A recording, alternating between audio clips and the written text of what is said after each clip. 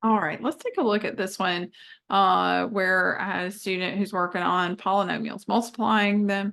And so here's what we're going to do. I'm going to start by just multiplying the 7b times everything in the other parentheses, right? We're going to distribute. So I'm ignoring the 7 for right now, the plus 7, and I'm just multiplying 7b times 5b squared. So that's 35, and think about how many that would be. That would be b to the third, right? 7b times negative b is negative 7b squared. There are two b's there. And then 7b times negative 7 is negative 49b. Okay.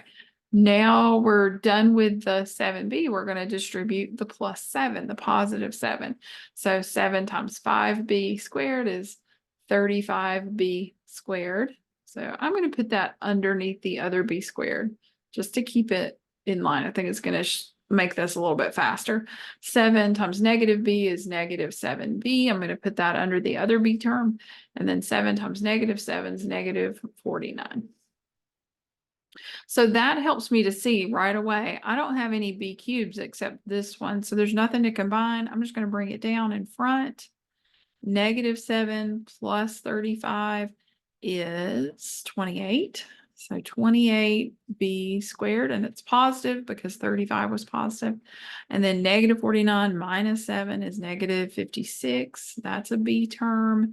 And then I have a negative 49 here, and I don't have any other just numbers. We call them constants.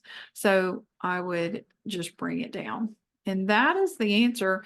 And it's already in what's called descending order or standard form because I go from the exponent of 3 to 2 to 1. It's an understood one to 0. Like this is technically b to the 0 power. You don't have to know that today, but that's what that is. So it's just negative 49 at the end. All right. I hope that helps you with distributing or multiplying polynomials. And I'll see you next time.